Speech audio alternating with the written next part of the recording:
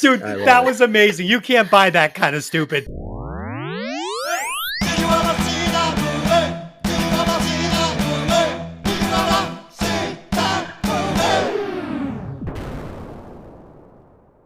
Welcome to Hey, did you ever see that movie? I'm your host, Des, and as always, I'm joined by my lovely co-host, Lynn. Damn it, man, I'm a doctor, not a torpedo technician. And joining us again, well, actually joining us for the first time, straight off the Vegas Strip, the podcaster with a degree in English, Fee. What's up, Fee? Hey. Ooh, a little more juice on this show. I like that. This week, we will be discussing the 2013 sci-fi action movie Star Trek Into Darkness, written by Roberto Orcia, Alex Kurtzman, and Damien Lindelof, directed by J.J. Abrams, starring Chris Pine, Zachary Quinto, Zoe Saldana, Carl Urban, Simon Pegg, John Cho, Benedict Cumberbatch, and the great Leonard Nimoy. I butchered that, didn't I? You actually did okay, considering it's you. Thank you. Right. As always, this podcast will contain spoilers, so if you have not seen the movie, go watch it, then come back and listen to the podcast. Oh man, this has become a rough spot in the podcast, me begging for your likes and subscriptions on YouTube. We did get out of 100 listens in 5 days, we did get 3 likes, so I do appreciate that. One of them is me and one of them is you. Yeah, all right, so fuck you guys. You suck, man. You just don't want to help this show grow. I'm not going to rant again. You already are.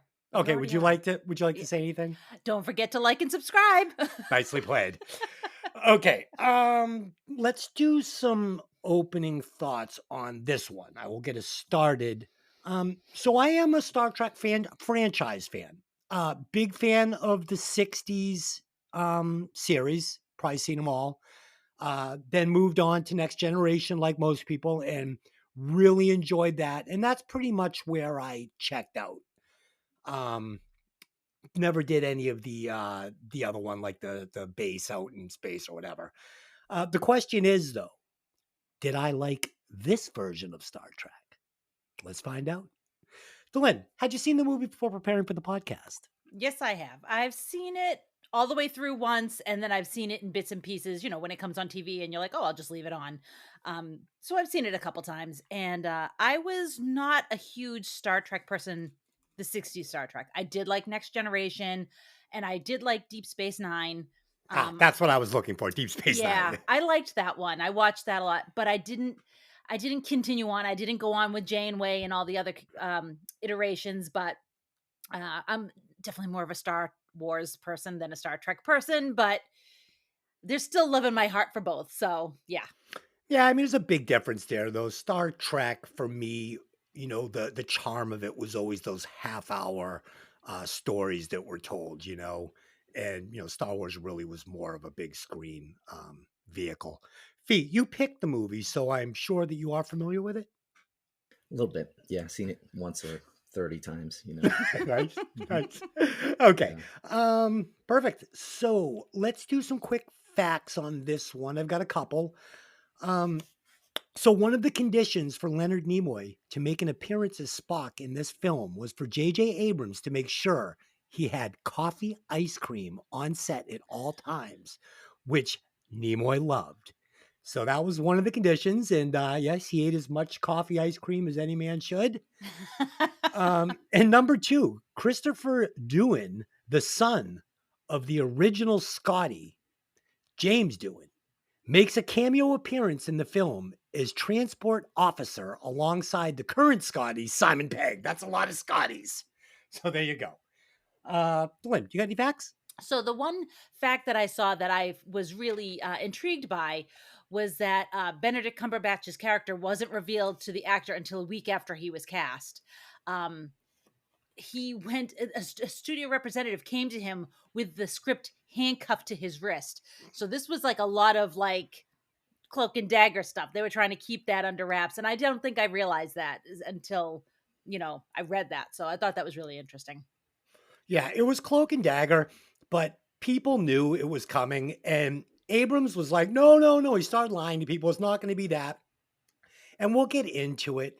But it's like, no, when you're going to stick this close to the cast, making everybody look exactly like the original characters, you're going to bring back an iconic character like Khan and completely give him a complete makeover. New identity, new look, nothing iconic about the character. Why not just make Cumberbatch a new character? Why do Khan? If that was one of the pitfalls for me. Fee, We'll do get you to have that. any facts? We'll get to that for sure. Yeah, we have to. Because I'm kind of with you. No, I mean, obviously this is the second film in the Kelvin timeline versus the Prime timeline and all that. I kind of like these better in a way, simply because the technology's so much better now for film that everything just pops on screen. It's really much more fun than kind of like the 60s stuff was just kind of campy and goofy, and it was great, and that's what I grew up on loving. But this stuff is just dynamite in my thing.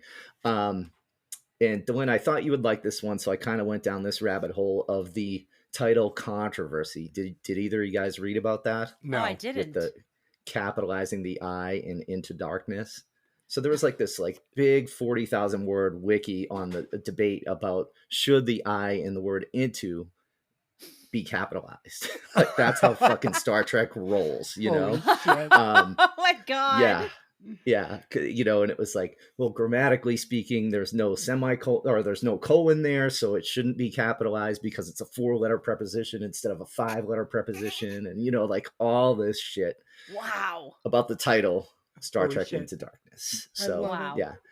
And and they went away from that. So if you guys saw the original movies with Star Trek II: The Wrath of Khan, which is this is kind of based off of, they all had that Star Trek, the number, the colon, and then the subtitle. So this Right. did not do that. None of these did that. Well, it just went Star Trek Into Darkness, and then Star Trek Beyond. So and hopefully a fourth one coming soon, but we'll see. But yeah, I thought that was a really weird thing. This was Nimoy's last film and the highest grossing Star Trek film. So I actually saw all the first Star Trek films. And Khan is really good, but they're all kind of like those like comfort movies. Like they're just warm and they put you to sleep. Like, you get in there, you're on the ship, they go out into space, and then you wake up and like the credits roll and you're like, that was pretty good. So I'm going to go ahead and spell preposition for you and the listeners. I'm going to do my best here. Preposition, Preposition. Preposition. So close. So close. He's getting better because he's getting closer, but he's always just a little off. Where did Still I can't use go the wrong? smartphone though. No, where did I go wrong? No, Okay. the second S. The second S is silent. Okay. No, it's actually a T. It's a T. Yeah. Oh, the second S is a T. There you go. Yeah. Let's do a Fast Five. I'm going to bring the Fast Five back this week, something we haven't done in many episodes. And I put a little spin on it this week. So instead of being all clever with a bunch of my bad dad jokes, it's going to just be some fun facts about some different auctions that went on for some different items throughout the years in Star Trek. And one of them will be total bullshit. And it will be up to Fee and Dylan to tell me which one they think is total bullshit. So let's see if I can stump the crew. Number 1, the original Captain Kirk commander chair used in the filming of the original television series sold at auction in 2002 for $304,750. Number 2, the original model of the USS Enterprise used in the filming of the Star Trek television series sold at auction in 2006 for $576,000. The model was built by the special effects team and was used in all of the exterior shots of the ship. It now belongs to Eugene Roddenberry Jr., the son of Star Trek creator Gene Roddenberry. Number 3, the original Vulcan ears worn by Leonard Nimoy in his role as Spock sold at auction in 2005 for $33,600. Leonard Nimoy was the winner of that auction. After his death in 2015, the ears went back up for auction by Sotheby's Auction House and sold for $93,000 to actor Zachary Quinto, who reprised the role of Spock in this movie. Number 4, a complete Captain Picard uniform worn by actor Patrick Stewart in the television series Star Trek Next Generation sold at auction in 2006 for $28,800. The uniform included a jacket, pants, and boots. What do you do with that? What do you like put it on and like watch fucking reruns? I don't know. Yeah, some weird cosplay shit. Yeah. And number 5, Nimoy's initial salary in the 1966 series was $1,250 per episode from 1966 to 1969. They produced 79 episodes of the show, so he earned less than $100,000 for his iconic role of Spock in the original series. So those are our 5 choices. Fee, you're the guest. I will ask you, which of those is total bullshit? Oh, shit. I'm pretty sure number 2 is legit. The model. What was the third one again? The Vulcan ears worn by Leonard Nimoy. Vulcan ears. Let's go with Picard's outfit then. Picard's outfit. Okay. Dylan, what do you think? I was leaning towards Picard's outfit too, but for the sake of making it fun, I'll go with the first one. The bullshit answer is the Leonard Nimoy ears. Yes. Really? So, yes, they did sell for $33,600, but they were not sold to Leonard Nimoy. And Zachary Quintano has no interest in those ears. So there you go.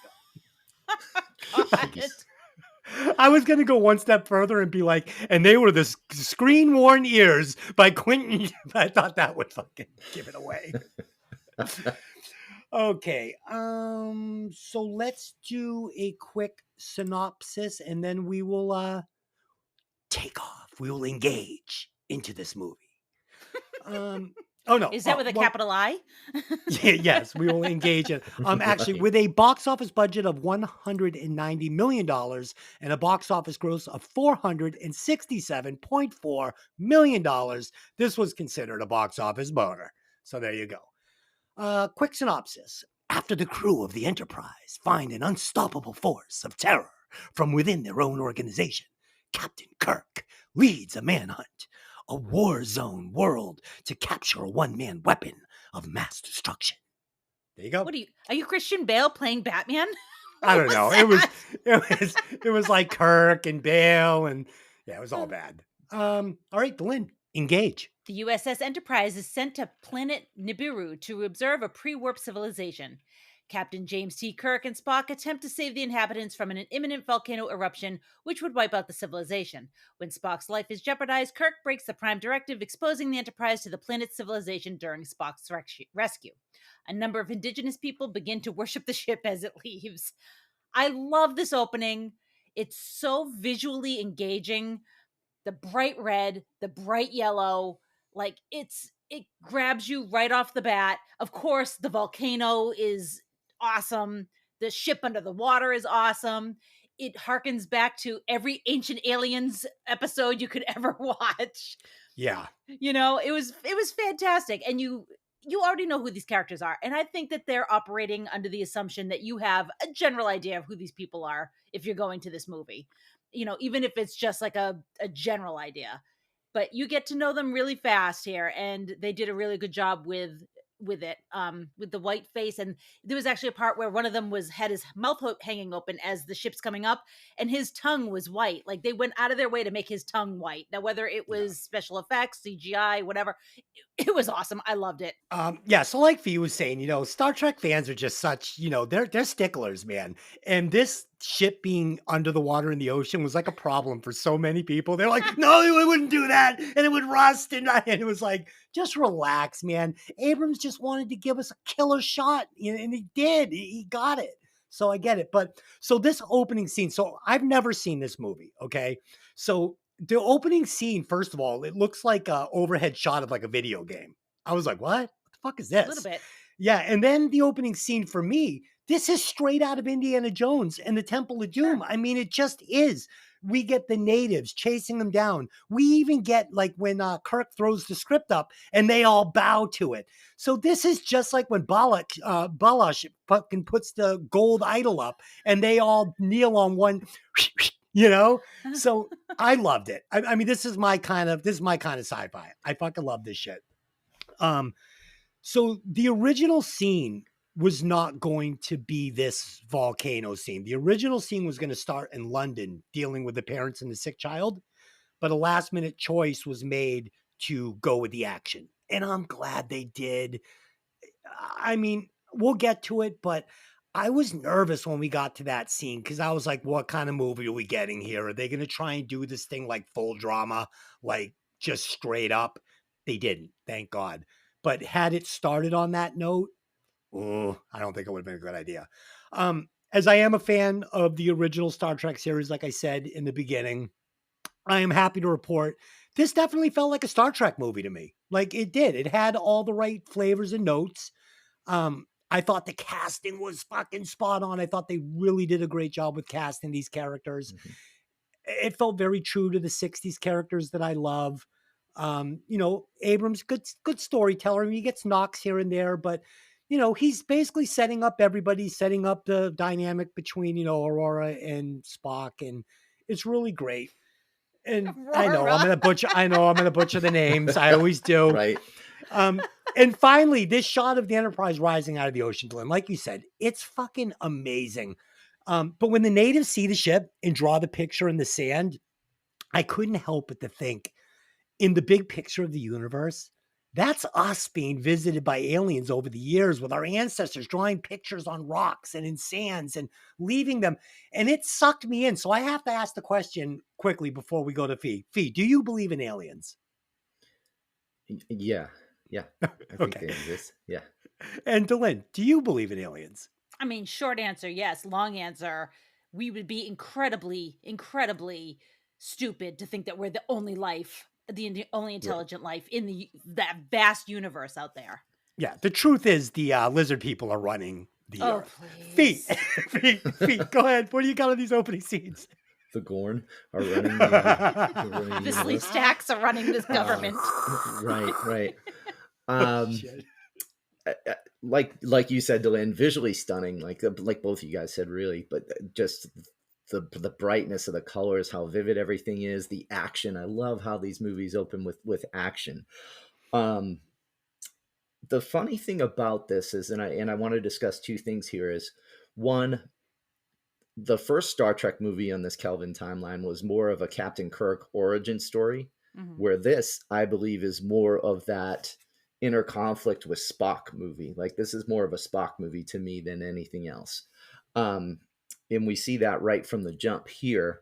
I'm glad you brought up the spaceship being underwater, the Enterprise being underwater, because like they kind of debunk it a little bit in the next movie in Star Trek Beyond, where they're like, these weren't meant to take off from land. They were meant to, not be dry docked. They were meant to take off from space, Right. So I was a little kind of like, at the time I was like, wow, this is fucking cool. And then I see the next movie. I'm like, oh man, that kind of puts a damper on the previous one, but I go with it. It's sci-fi. I love it. Make shit up, Wait, but Fee, that makes sense though, because if they're meant to take off from space, like in a no atmosphere sort of situation, having it float in the ocean in the salt water, maybe it kind of replicates that more than like parking it.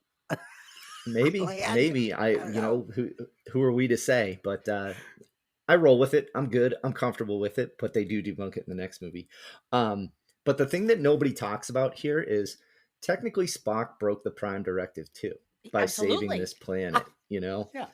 And so he calls out Kirk for breaking the Prime Directive when he's doing the exact same thing himself in that killer orange spacesuit, which is fucking awesome. So, dude, the Prime Directive is raped over and over again in this movie. Let's be honest. Murdered. Absolutely murdered. Yeah. Like in Leonard Nimoy. Listen, it's against everything in my soul. I can't tell you anything, but there it goes. Yep. And now I'm going to tell you everything. Yep. Oh shit, I'm fine with it though. Oh God. Hmm. Okay, are we ready to continue on? Yeah, totally, Yes. totally. Okay, Delink, keep it rolling, baby. In London, two parents visit their dying daughter in the hospital before the father is approached by a stranger named John Harrison that claims he can save her. The father of the child uses the blood given to him and immediately sees his daughter getting better. The next day, he goes to work at Starfleet and uses a ring given to him by Harrison to blow up the facility. In San Francisco, at Starfleet headquarters, Kirk is demoted for his defiance of the Prime Directive, although Admiral Pike, who believes in him greatly, is able to get Kirk reassigned as his first officer. When the captains and first officers are gathered to discuss the bombing in London, Kirk realizes that this was all a setup to get them all into one place. The meeting is attacked by a gunship piloted by Harrison, who kills Pike. Kirk destroys the gunship, but Harrison is able to transport himself out of the ship before it crashes. So I know I cover a lot of ground here, but I had a moment where I watched the guy put the ring in the water and it explodes. And the thing is that he was wearing the ring earlier. And at first I was like, okay, if that ring is going to explode, you're not wearing that ring like for 3 days before you go to work. But then I realized it must have been a replica of the ring he already had. So he took off. So I corrected myself, but I was coming in guns blazing like, how many times a day do you wash your hands? Like, Yeah. Jesus.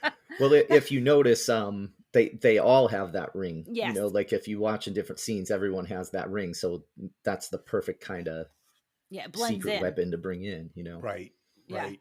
Yeah. Yeah, so this whole scene with Noel and Nazine, it held a lot of weight without any exposition. And I always like like I don't love this.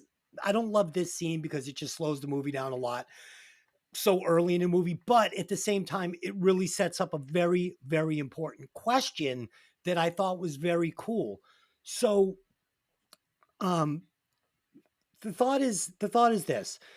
They're in the hospital and their daughter's going to die. And then we get Benjamin Cumberbatch shows up and he says, I can save your daughter. And I think to myself, is this Doctor Strange?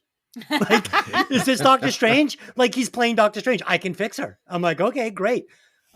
But all joking aside, this is a great setup and explains how some terrorists are actually victims of circumstance, right? And Mhm. then it makes you ask the question, what would you do to save someone you love, right? Mhm. And I don't know, man. This is very, very heavy right here. It's like, and I know this is like people talk about this, how a lot of movies around this time were kind of like playing off the whole 9/11 thing because it was fresh in people's minds. And I was kind of getting that same thing. But what's great about this movie is we get this one little section that's super heavy like this, right? And it starts to bring the mood of the movie down, and it's immediately extinguished by Kirk banging two chicks with tails, right? With fucking tails. And I Yep. fucking love this. This is what I came for. And back in the 60s, Kirk was banging all those green and purple aliens. For sure he was. We've already said it. The movie, visually stunning. And I especially love these overhead shots of the different cities. They were really giving me a Blade Runner vibe. And I just thought it was really cool. Um, I like this slow burn we get between Kirk and Spock, as Spock is learning what it means to be a friend. Very cool. And honestly, Zachary Quinto, he was playing Spock more like Data from Next Generation for me, like almost a little bit like robotic and a little less human than the Spock from the original series. And it worked for me because we get this character arc, kind of like we got last week with the T-800, right? Um, or like Roy Batty from Blade Runner. And that gives this Spock a fresh feel for me. It's like he starts off with this like emotionless kind of like he doesn't know what it is to be a friend. He doesn't know why you cry. He doesn't know what empathy is. And by the end of the movie, he gets it. And it's nice. It's nice. The only thing I thought that kind of didn't work was in that final scene where Kirk dies. I didn't cry. And it was only because they didn't have enough human moments together. But it worked. The whole thing really worked. How happy was I to see Peter Weller? He's such a quality actor. My favorite role of his, it's 1984, Firstborn, the movie. So good. We're in the office, right? It's the meeting between Kirk and Admiral Marcus. And did you guys notice there's a giant model of the top secret ship, the Vengeance, in Marcus's office? Like, Yeah, he as looks right at it. yeah, and as a viewer, you don't realize what it is at this point because you're fresh to the movie. But like, wouldn't the other captains be like, "What the fuck is that? And can I drive it?" You know what I mean? Like, I'm sorry I'm going on here, but I got things to say about this section of the movie. So when Kirk figures out Khan's plan during the meeting, I wasn't sure if it felt like Kirk was really smart or everybody else was really stupid as the approaching attack seemed almost obvious to Kirk and not one of the other Starfleet captains had a fucking clue it was coming. And then I thought to myself, maybe a Zoom call would have been appropriate here, right? like what are we doing here? Let's get everybody like in the same room. And Right. then this scene with Pike dying. I thought this was great for two reasons. One, Chris Pine, man, he was like the hidden gem in this movie. His acting was really, really good. And second, we see Spock read Pine's last thoughts. And this is a great setup. And Dylan, I know you like setups. So this would pay off later in the movie. So I thought Yes, it was it an will. important scene. Yeah. Fee, what do you got on these scenes? Yeah, this was a lot. I liked how it moved here. I thought it moved pretty quickly for just that kind of exposition piece of introducing Harrison and the conflict for the movie and everything like that. I thought this moved pretty good, and I didn't think it spent too much time on the on the couple and the daughter and whatever. Like they're so No. irrelevant to me. It just a plot device to build the background of the story. Nothing more than that. Yeah. I do love the interaction between Spock, Kirk, and Christopher Pike there. I'd like just like Pike, like never ask a question you don't know the answer to, right? Like he's just sitting there like, I fucking know you idiots, so don't lie to me. And Kirk's flat out lying to him. He's like, let's hope the volcano didn't destroy the planet. And something tells me it won't, or it didn't, and I'm just sitting there. I crack up every single time I see that. And then we get the introduction of Harrison in this, and obviously, like, you don't know who he is, you don't know he's Khan yet. You're not even going to know that for a while in the movie, which I kind of enjoy about this. Like, he's bad news, but you don't know what kind of bad news he is or why he's doing what he's doing yet. But it was good stuff. And then, and then just more of that character arc with Spock, like you were talking about, Des, on just building, joining with Pike as he's dying, and the interaction with Kirk when Kirk's like, well, I'm going to miss you. And he just says nothing. And Kirk just like, just scoffs and walks away from it and everything. That sort of internal conflict, that juxtaposition of what's going on. You just don't know what to expect with Spock throughout this movie. And you see him evolve. And I love the evolution of characters throughout the movie. Yeah. I mean, that scene that we're talking about with the parents, though, it was necessary because it has to explain why somebody would commit, mass murder. Yeah. And it really does. And it's a very, very heavy plot device. This man is going to kill hundreds of people to save his daughter. And again, it has to raise that question in your mind. Like, what would you do to save your child or your wife? I don't know. Put in that position. Right. Would you do it? Fee, would you blow up the fucking sphere to save one of your daughters? Don't answer. We don't want to get you on a list. We don't want to get you on a list. Yeah. No comment. Yeah. But no. Oh, the other piece in this, shit, I almost forgot to mention this. Like, my notes are just scribbled all over. Nice. Here, I have like 7 pages of notes on this, but love it.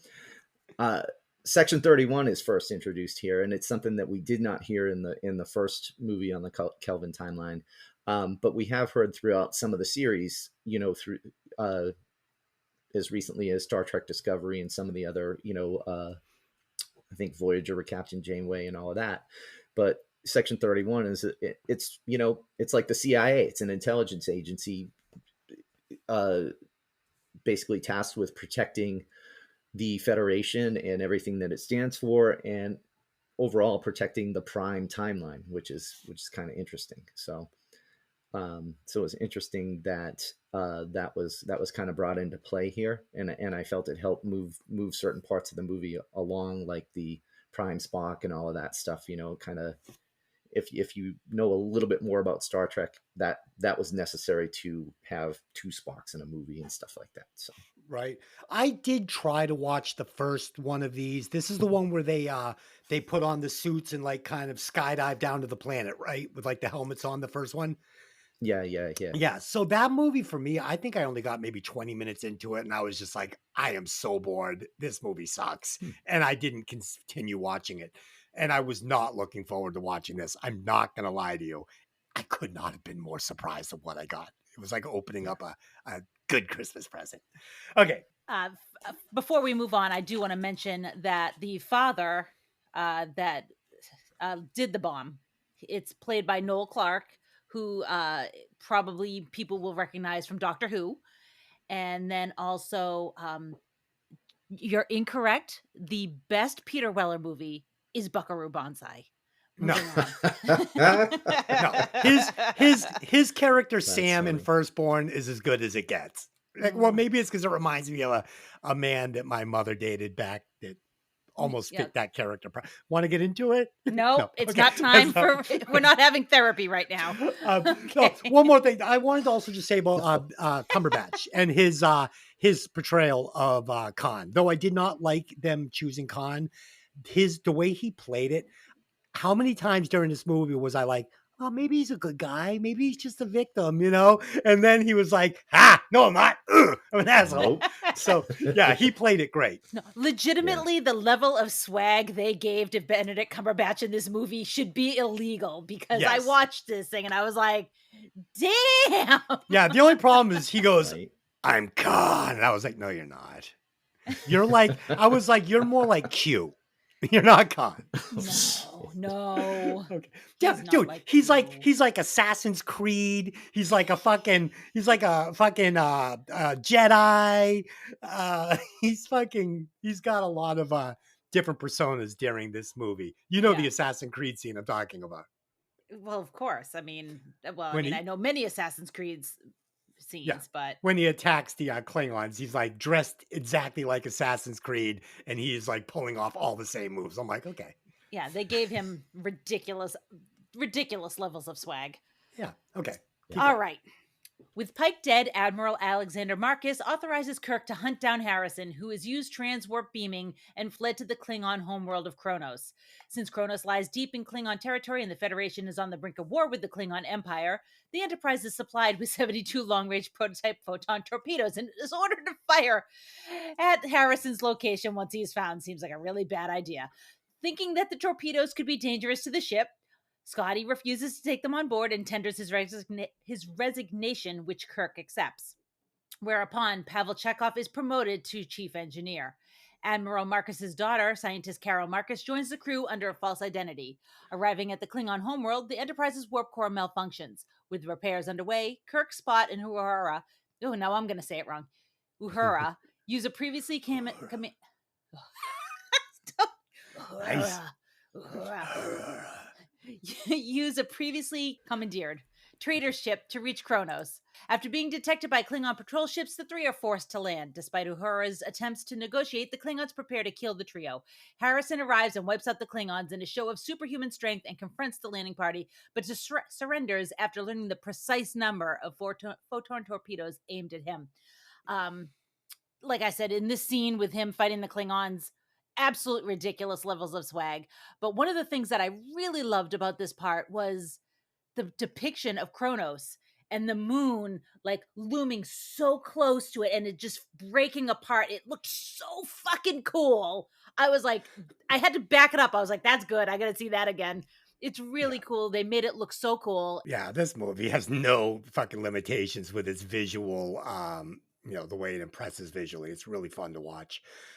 So this is really was the charm of the movie for me and what made it really work for me. There is some great comedy in this movie. And in fact, I would go as far as to say this movie should be sci-fi comedy. I mean, it's not Galaxy Quest, but it's not far off. There's some great comedy. For instance, when Jim says to Aurora, "You're fighting with Spock?" What's that even like? Like, I fucking laughed out loud. That is hilarious.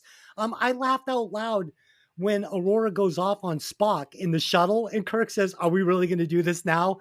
And it's not the line. It's how Chris Pine fucking delivers it. The guy has incredible comedic timing. I did not see that coming. Um, No. and that's what kept me locked into this movie and the character interactions. If they had gone in a serious, melancholy direction with this movie and just given me straight sci-fi and tried to make it like this novelization and this, it wouldn't have worked for me. I would have tapped out. Um, loved, loved the choice to have Kirk take Spock's feelings into consideration and change the plan from an execution of Khan to a kidnapping. It was very important to me as the viewer if I'm going to give a shit about this friendship, right? And this is one of the moments in the movie that put extra weight at the end when Kirk dies, because it's like they're building this respect between them. But my question is, right? Why not make the decision earlier and leave the torpedoes behind and not dismiss poor Scotty? He's like, really? You think the torpedoes are a bad idea? He's like, why don't you get the fuck off my ship then? I was like, what? And did you see the face on Chekhov when Kirk told him to put on a red shirt? Dude, it was so great. I was laughing out loud. That's the kiss of death. That's like saying, why don't you go put on a stormtrooper outfit? It's like, oh, like that idea. Nice knowing you, buddy. Yep. Yeah.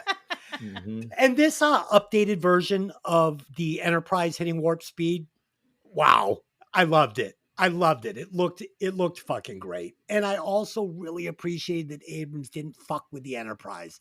Like, we're going to get a very traditional looking Enterprise. It worked. We're going to get the Millennium Falcon maneuver from Empire Strikes Back, where he's going to whip it sideways and stick it into it was right out of that movie. And I loved it. For me, it was almost like a tip of the hat to Empire Strikes Back. And like I said, Khan, he's a fucking Assassin's Creed. He's Doctor Strange. He's fucking He wasn't a Assassin's Jedi Knight. Creed. He wasn't Dude, Assassin's that Creed. scene when he takes out all the Klingons, he is Assassin's Creed. He's wearing the exact outfit, the hood, the katana. I thought you meant he was in the movie, and I was like, no, that was Michael Fassbender. I'm saying for fucking 4 minutes of this movie, I was watching an Assassin's Creed movie. Fee, what do you got? Yeah. I mean, at this point, Harrison is a total beast, and I was impressed. But that's, genetic engineering like this is like guys like this is the reason they banned it, in the Federation, because like they didn't want, like he says at some point, could you imagine what him and his crew could do? Like that's just what one man did. Can you imagine what the rest of them would do? Yeah. They'd take over the fucking galaxy, like without a doubt. Yeah. I love the way they portrayed the Klingons in this. I thought that they were really cool looking, and when they get Uhura by the throat and whatever and stuff, I thought that was really neat. Like this whole scene was amazing. And then the piercings on his ridges, I was like, ooh. Yeah. This is not Worf. Right, but the thing is, when they first show these Klingons and they've got the masks on, armor, yeah. Oh my God, I was almost disappointed when they took the masks off because it was underwhelming after seeing how almost like German SS like they looked, like it was really intimidating. Yeah. Well, it was really intimidating, and they always make it that like extreme in Star Trek where there's this like wicked good guy, wicked bad guy. You know what I mean? Like there's nothing in between when it comes to Star Trek at all. You know exactly what you're getting. But I like that. I like the introduction to Alice Eve because why not throw a little eye candy into Star Trek? That's what they do. Yeah, she's out of my league. Yep. Great movie. Indeed. And then, the Spock development in this is taken even further, especially with the explanation of how he does feel, but he chooses not to. Like assuming that he doesn't feel anything is a misconception because he does, but he just knows how to suppress it. I almost think of like Vulcans as like people with autism. You know what I mean? Like high functioning people with autism. Like sure. I don't know. Fascinating to me with what I do anyway, but I thought this was great. And even the Spock development for convincing Kirk to take John Harrison back to Earth for trial to stand for his crimes instead of just killing him. Is that Spock following a rule or is that Spock becoming more human? I don't know, because I think the logical choice is especially after you see what Harrison can do, the logical choice is to kill his ass. You know what I mean? And Like, that's going to be a problem at the end of this movie because you've said something. What would this whole crew do if they were all awake and running amok? Sorry. Right. Sorry. Yep. We're not putting them back in cryo. We're fucking torching these pods. Yep, absolutely, absolutely. But at this point, and just remember this for when we discuss the ending. This is the point in the movie that I wish they kind of pivoted a little bit into something a little bit darker. But yeah, I mean, it's pretty dark that the guy wanted to shoot his people at him. Like, yeah, if Kirk had gone yeah. there and just sent the torpedoes down like he was supposed to, he was shelling him with the bodies of his people. That's fucking dark, man. Nice. I love it. I wish he did it, honestly. Yeah. Yeah. Oh, man. Yeah. All right. Moving on. Returning to the Enterprise, Harrison reveals his real identity. His name is Khan, a genetically augmented superhuman who has been in cryosleep for 300 years after his unsuccessful war to have his superhuman comrades rule the Earth. He advises Kirk to examine the 72 prototype torpedoes and also tells him a set of spatial coordinates. Kirk orders Dr. McCoy to examine the torpedoes and contact Scotty back on Earth to check the coordinates. The torpedoes are found to each contain a genetically engineered human in cryosleep, the remaining members of Khan's colleagues. Khan explains that Admiral Marcus awakened him to use his superior intellect and savagery to develop advanced weapons for a war with the Klingons, keeping his colleagues as hostages. He also says that now Marcus wants to kill Khan to erase every trace of his association with him, a known war criminal. Kirk realizes that the Enterprise's warp core had been sabotaged by Marcus, making the covert operation to kill Khan a one-way ticket. So this is really interesting to me because it's like he wants to get rid of Khan. He wants to get rid of Kirk because Kirk is a pain in his ass, and now his only Pike is dead. His only, help. And then on top of that, Scotty's on Earth, so like he had to fire him, right? Because he had to accept his resignation. Because who's going to check those coordinates back near Jupiter? If they're all there, right? Who's he going to send that to? So it was a plot device that he fired him. Like you said earlier, like, why would you fire him? Janky. Like, it's a little janky, but you had to have somebody there that he trusted, and that's the person. Yeah. I could write it better. Could you? Yes, I could. It was funny. So there was one scene during the Klingon fight there where Aurora and they go down. So you guys saw Galaxy Quest, right? Yes. So Sigourney Weaver has, the line where, he's like, will you stop repeating everything the computer says? And she's like, I got one job on this ship, and that's to repeat the computer, and I'm going to do it. We get that same scene here. Aurora's like, you brought me here to speak Klingon, and I'm going to speak some Klingon. And I was fucking laughing during that for sure. So you guys are talking about the Spock, arc here. So we get this really subtle comedy here. Spock stirs the pot when he reveals that the Admiral's daughter is on the ship. And it's funny, but I don't even know if it's supposed to be, but it's almost like we get this little wink to the camera from the actor, like, huh? It's pretty good, right? So I thought that was great. And that's what keeps this thing moving. It keeps it fun for me. It keeps the pacing of the movie very brisk. And that's what was not working in that first one when they go down to find Kirk and it's this slog and they get to his ranch and it's just like, are you fucking kidding me right now? Like I've died of old age in the time it took me to get to his ranch. Now, Carl Urban, okay, we have to talk about this. He was so fucking good as Bones. He literally, and I'm not even exaggerating, he could seamlessly be inserted into the 1960s show, right? Like you just put him in there. It doesn't miss a fucking beat. He could hang with that original cast all day. He is the star of this fucking movie. If you're just talking about a standpoint, who recreated the character the best? It's fucking crazy. Carl Urban is amazing. He's really good. And I loved this part of the story because, we're going to get this great little twist here. So during the reveal that Admiral Marcus is sabotaging the Enterprise, we realize that Marcus is the real antagonist, right? Like he's the antagonist of the movie and Khan is more along for the ride. Like he's not even there if it's not for fucking Admiral Marcus. So I thought that was a really cool twist for the movie. We already touched on this. As far as Khan, I wish they had gone more traditional. Not gone with Benjamin Cumberbatch, giving us a Latin fucking actor like me and Dylan were talking. Maybe I'll save it for the end because it's in my recast. I'll tip my hat there. Um, but I thought he was really good. Like you said, swag for days. His acting chops are fucking on top of the rest of these actors. He's the star here.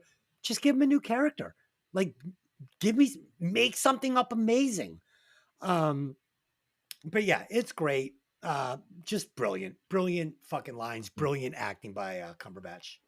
Fee, what do you got? I agree with you, but I don't know. I like him in this a lot, Cumberbatch. I I don't want to give away your reveal, but are you going with who they originally wanted for this I don't know, who part? was it? Who Benicio was del it? Toro? Well, dude, Delin, remember I said that, and you were like, "No, he'd be too old for that." So I Yeah. did have Benicio El Toro as my first pick to recast him, but I Yeah. went with somebody different that was a little younger that I think would have appealed to the fans that would have gone to see this movie. Only Des Cool. can make Benicio del Toro's name sound like a Mexican restaurant. Right? You want salsa with that, right? We'll have Jesus. the tableside guacamole and Benicio del Toro.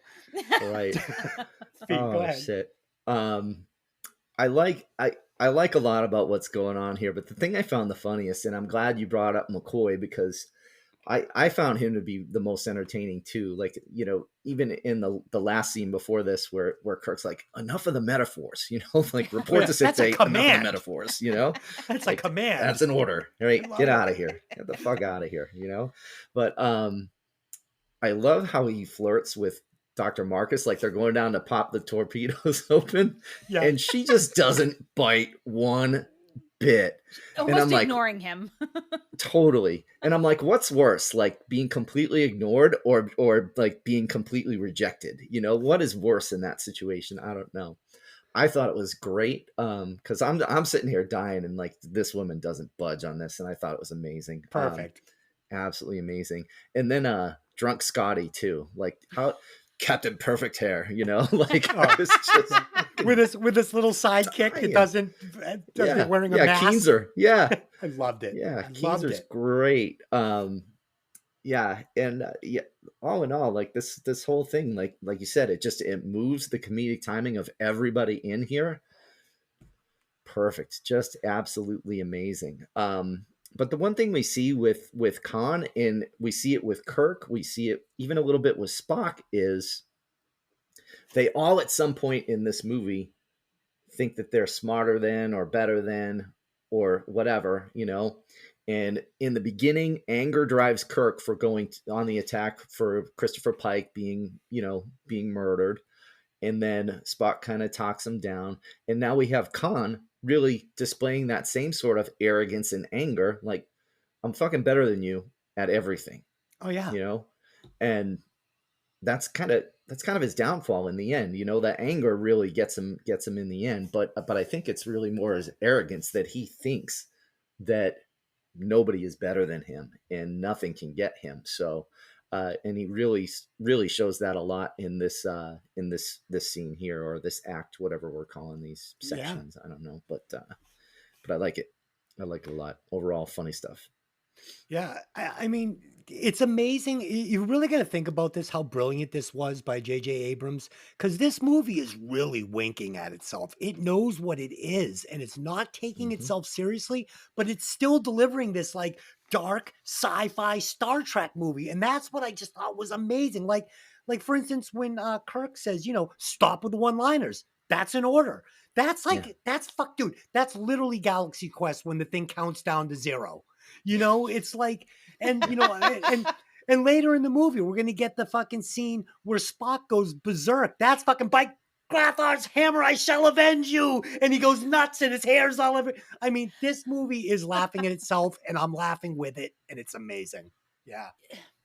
I feel like sometimes when you're a Star Wars person or a Star Trek person and you're really into it, you take yourself a little too seriously sometimes.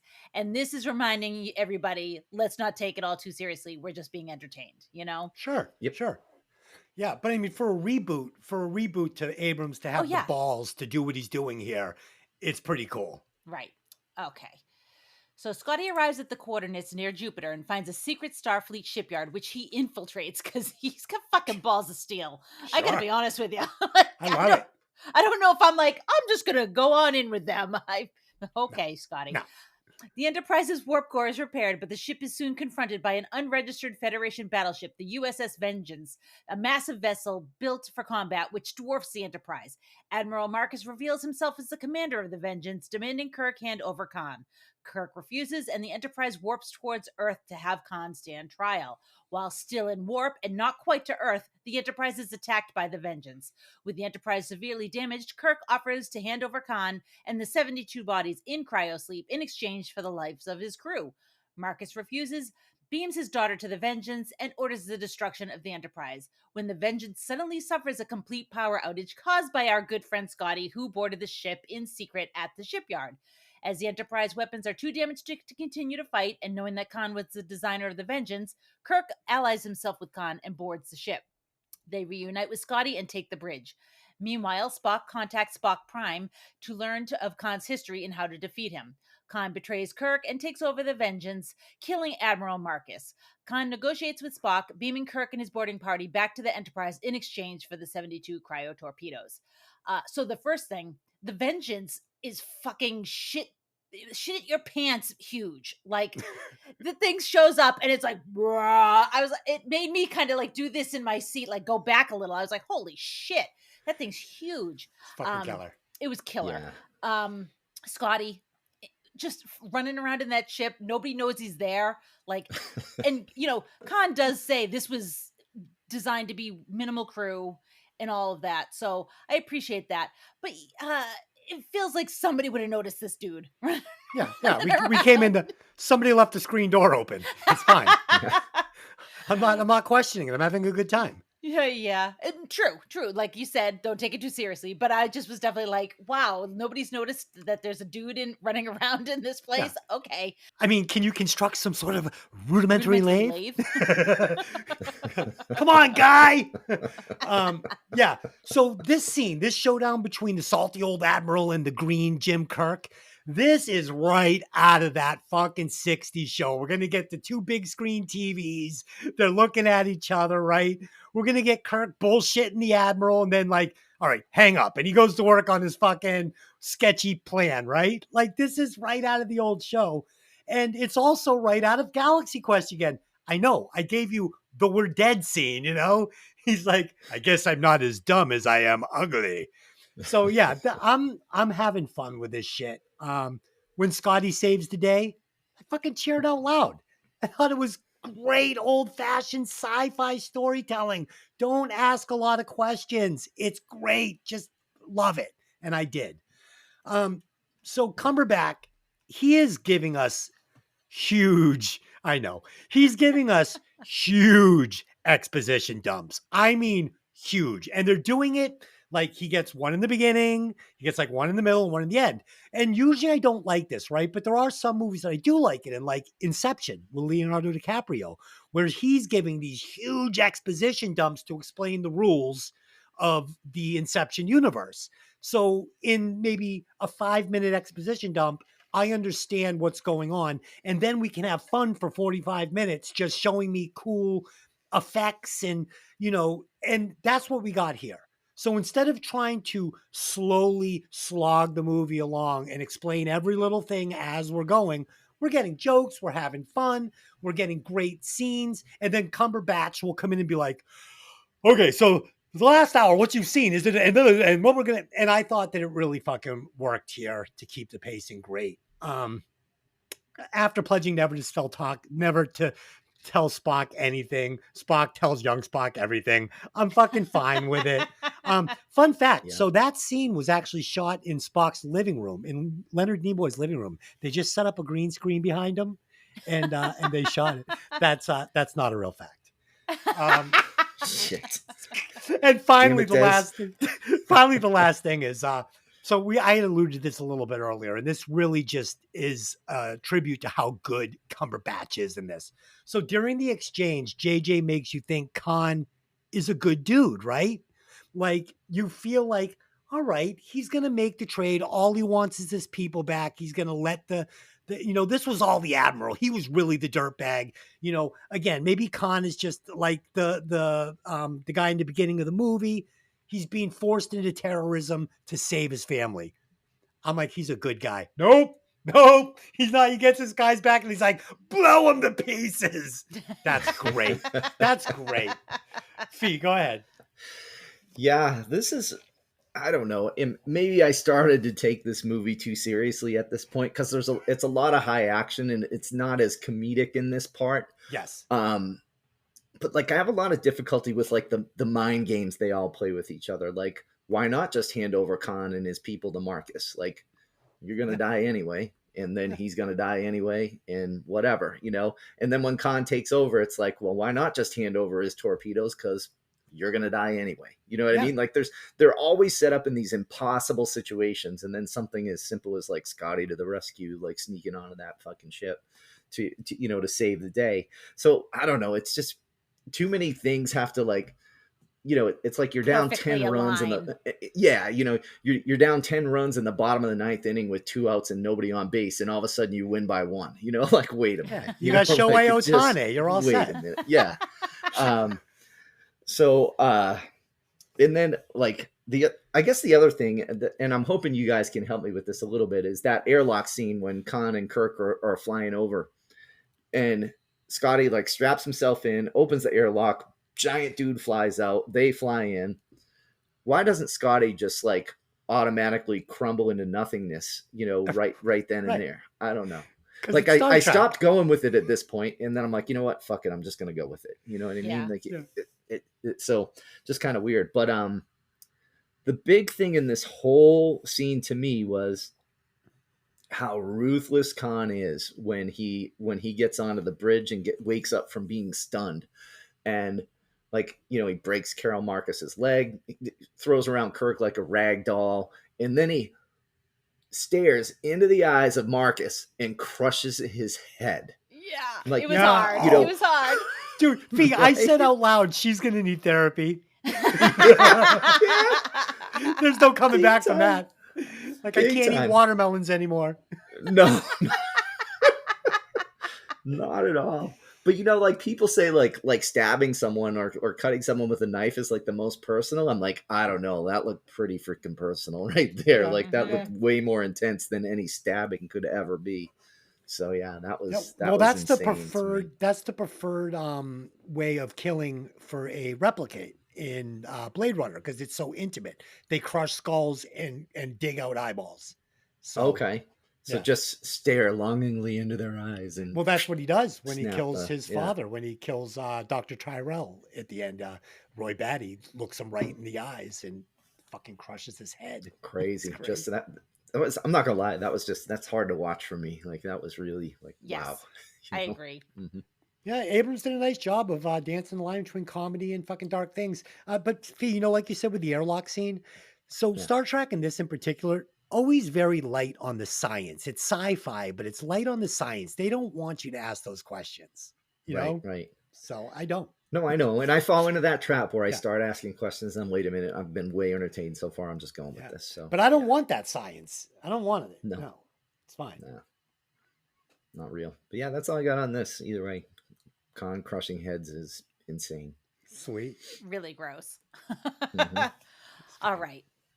Khan plans to destroy the Enterprise, but Spock reveals the real and armed torpedoes were beamed to the Vengeance, keeping the cryopods on the Enterprise. The torpedoes incapacitate the Vengeance and anger Khan, who believes that his 72 colleagues have now been killed. Both ships start descending towards Earth's surface. At the cost of his life, Kirk realigns the warp core, enabling the crew to gain control of the Enterprise. The Vengeance crashes into downtown San Francisco, but does not kill Khan. Khan tries to escape in the chaos, but is pursued by Spock. McCoy discovers that Khan's blood may reanimate Kirk, and Uhura prevents Spock from killing Khan, capturing him instead. In the aftermath, Kirk is revived and returns to duty as the captain of the Enterprise. Khan is sealed into his cryopod and stored away with the rest of his crew. As the film ends, a restored Enterprise is rechristened and departs for a 5-year mission of exploration.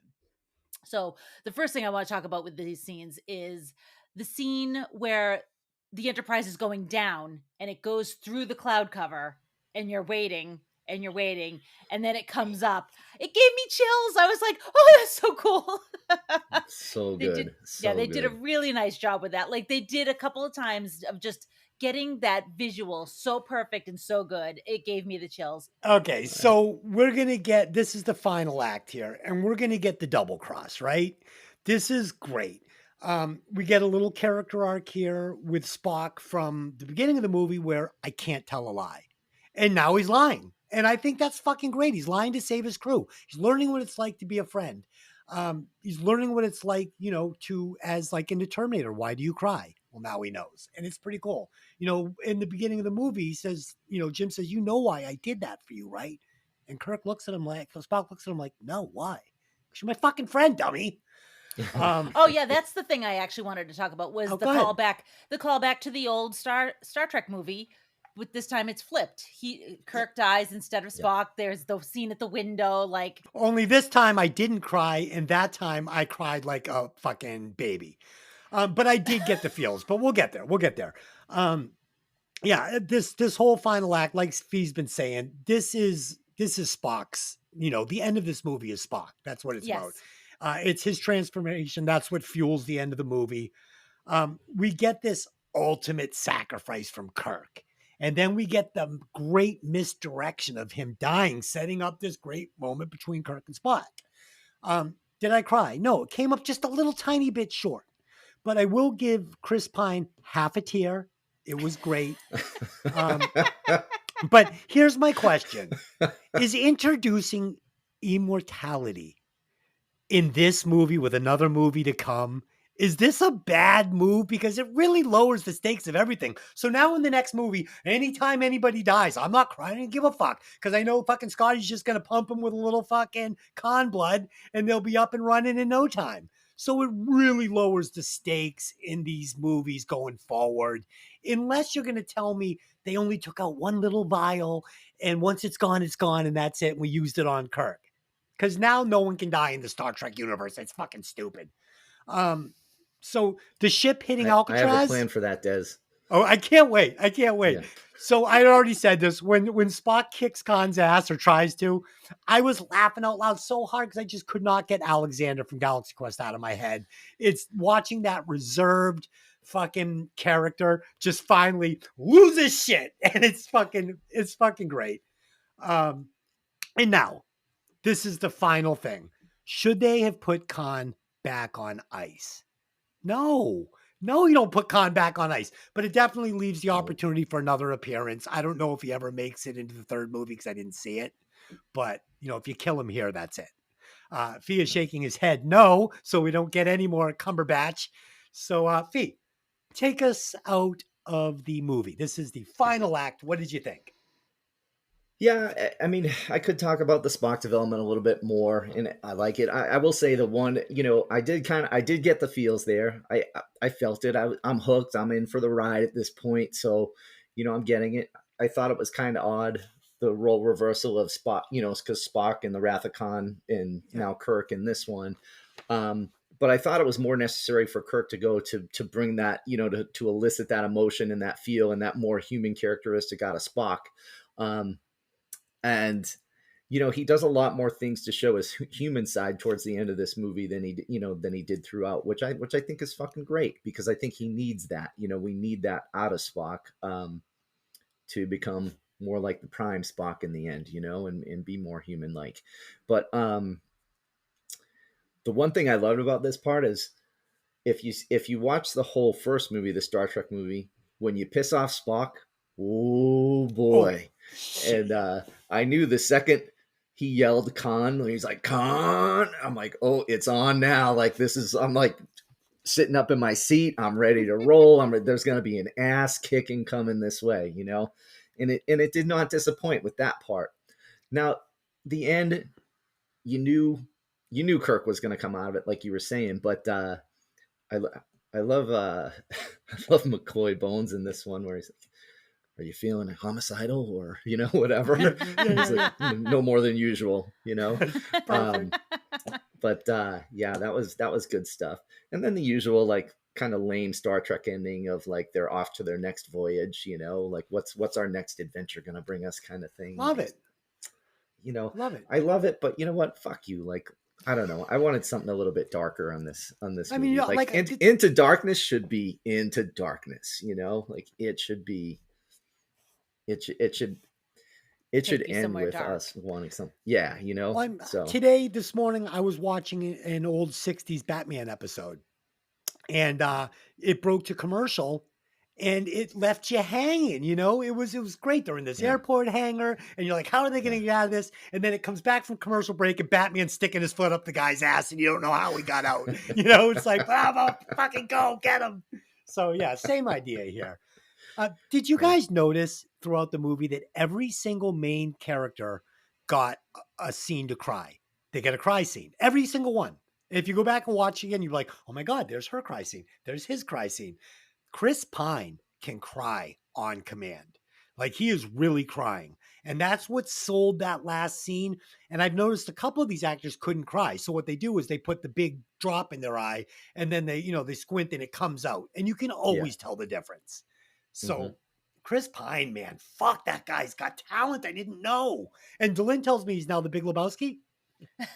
No. No, well, Really?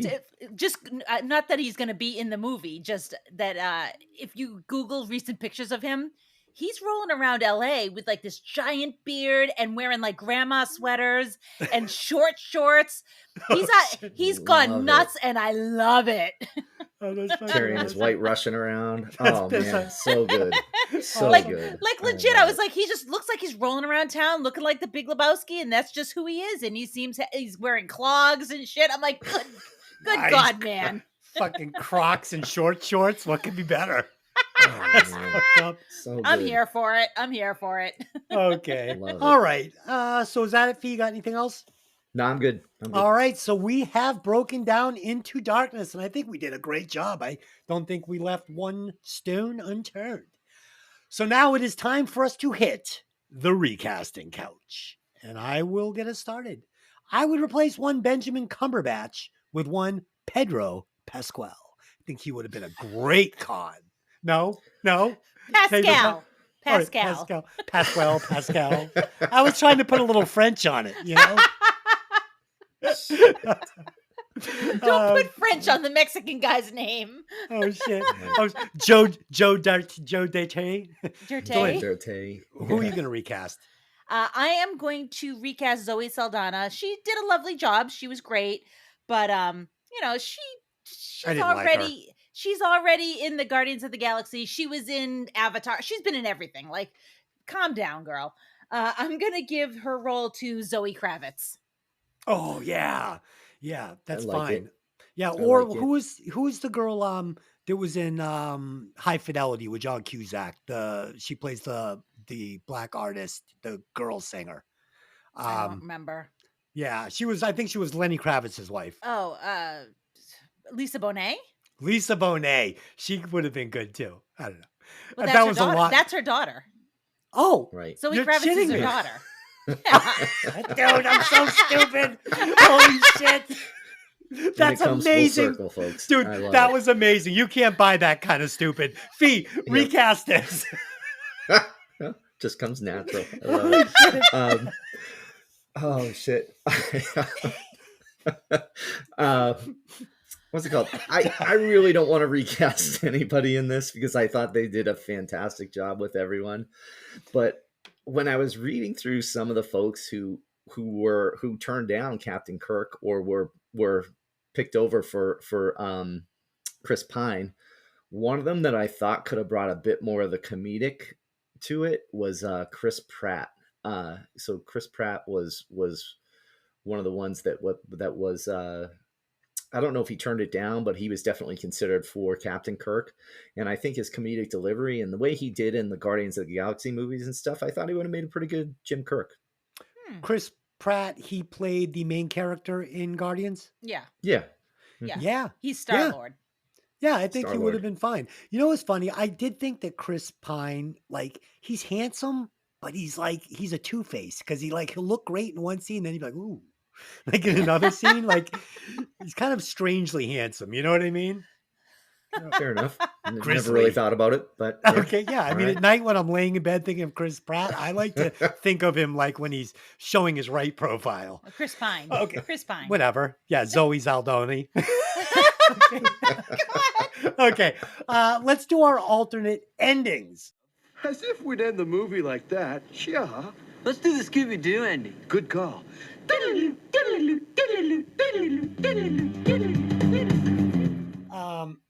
I've got a good one. I've got a good one this week. At the end of the movie, Khan is put to death for his crimes. Bones uses Khan's blood to resurrect Kirk like Jesus. After being brought back to life, everyone leaves the hospital room, and Kirk looks at the camera with a menacing face and mouths the words, "I am Khan." And it fades to black. Because he's got Khan's blood in him, and they didn't know what the Nice. fuck they were going to do, because the only thing they used it on was a tribble up to that point. And it turns out that you put Khan into Kirk, and now Kirk has Khan coursing to his veins. And that little girl, too. Yeah, she also was like, There's two I of am. them. Yeah. She was like, "I am God." Okay. Do it. Okay, in my alternate ending, Spock kills Khan, and Dr. McCoy uses one of the other frozen people because you didn't have to save Khan. You could have used somebody Right. else. You get 72 of them to Nice. draw blood and save Kirk, thus closing a huge plot hole. Also, they synthesize the blood and use it to heal all the children in the fucking hospital, and everyone gets to go home. That's it. Yeah, I The mean, end. I mean that. Okay, so you do bring up a good point. There's a lot of dying children in that hospital. Like this is like it was like Dana Farber. Like, can we please get some of this blood to fucking out on the floor? What the fuck? No, it's just that's just reserved for fucking perverted fucking space captains. G, go ahead, save the children. All right. No, I'm not saving the fucking I'm not saving anybody.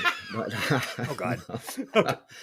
Honestly, I'd redo this movie. Like, one of the things they didn't want to do was mirror the Wrath of Khan. You know, they didn't want to do that, and they didn't have to do that here. They could have left it at John Harrison. So when they, like, I could have made this like a two different types of things. Like, from Dusk Till Dawn, how it's kind of like two different movies, if you will. Yes. Yes. Yeah. I wanted to see this more like that when they go to Kronos for the first time, they just fire the torpedoes on Harrison, and they just do. So, but they still sense that there's a bunch of life signs down there. So they go down to check it out. And at least they think that everybody's dead. So they go down and they run into a Klingon crew that shows up to inspect the explosions, because the Klingons are like, what the fuck is this that just happened? And they get into this battle. But Worf is leading the Klingon crew. And when he kind of realizes what's going on, he sees it's Federation.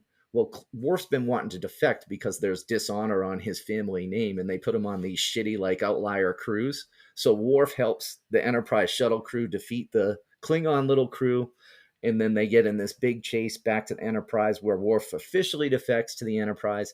And I'm ad-libbing here a whole lot, where they return to Earth. With the Enterprise losing steam due to taking fire from the Klingons, Admiral Marcus shows up in the Vengeance and just hands out a beatdown, taking out the Klingon crew that's chasing them. With the ending scene showing the Federation building a whole fleet of Vengeance ships to go attack the Klingon homeworld. That's how I wanted to go. Dude, Yeah. that's great. What Well a great done. ending. You're bringing in Next Generation. You're bringing in Warp, which could have got a huge fucking applause in the theater. I love Yeah. that. I love that. Yeah. Because I'll be honest with you, I thought the whole showdown scene with the Admiral was a little bit janky. And, that's so much more creative. So, nice job. Maybe not. But John Harrison, there was actually a character in the very first episode of Star Trek. And he was one of the just the guys on the bridge, and his name was John Harrison. I didn't know if that. Oh, it's had- definitely an Easter egg. Absolutely. Yeah, it's an Easter egg, but I don't think like it was meant to be the same character. No, I don't think so. All right, so here's I'm going the to give thing. obviously can I add a little bit more to this? sure. Because if you guys had followed, like, the Wrath of Khan, Kirk had originally left Khan and his crew to die on another planet, and that's kind of how that movie goes. So this kind of would have built to that for a future movie where Kirk left, he fired those torpedoes, but they didn't really die. They didn't really get time to inspect that because they got into that battle with the Klingons. You know what I mean? So Khan and his crew are left for dead on fucking Kronos. And meanwhile, the Federation and the Klingons are just fighting it out. So later on, we can bring Khan back in with even more anger and hate. You know, like I got my crew back now. I'm going to really fuck you up. It's you a know? perfect, Yeah. it's a perfect play on the Wrath of Khan. How could they not Yeah. come up with this? Where I don't were know. you? You should have been in the I don't room, God damn it. I know, Yeah, right? that's perfect. You're bringing in everything then. The old movie, the new movie. I love it. Yeah. I love it. Okay. All right. So let's do some final thoughts and we'll score this bitch and we'll put it in the list. So for me, this was really fun sci-fi. I was fully engaged. I was having fun the entire time. The cast was spot on. So my rewatch score for Star Trek Into the Darkness is 4.05. There it is, 4.05. Delin. Yeah, this movie is great. I mean, it passed my phone test. It was engaging. There's comedy. There's, a little bit of sadness here and there. I fucking loved Benedict Cumberbatch in it. I'm going to give it a 4.68. Nice. Yeah, I wanted to go high, but yeah, it was there. Fee, what do you got? Well, obviously, I love this movie. I've watched it, and I'm not kidding when I say I've watched this movie 20 to 30 times. I really have. I know this movie pretty well, and so obviously, I'm going to go kind of high. I think the casting has just been perfect for when you compare it with that original crew, they all kind of nail it. They're all there, and this movie did not disappoint. Even though I kind of wish they went in a little bit of a different direction with it, I'll give it 4.95 stars. Nice. Close to a perfect nice. Star Trek movie for me. Nice. I love it. Delin, please calculate those scores and tell us where it lands. All right. It lands at number 19 with a 4.56. It is right above The Warriors and right below Big Trouble in Little China. Yeah, this is better than Big Trouble in Little China. Says you. Says me, for sure. Awesome. All right. Next week, we will be back and we will be reviewing Trick or Treat, the horror comedy anthology. We will be doing that with Tony, the podcaster with a degree in terror. We did do 9 Inch Nails, Pretty Hate Machine on our sister podcast, Violent. So if you're interested in that, you like rad music from the 80s and the 90s, go over and check out that podcast. So that's it. Fee, thank you for joining us. You were great. To Lynn, your mic was a little loud tonight. You might want to edit that down. And until next time, just have one question for you. Hey, did you ever see that movie? See you next time.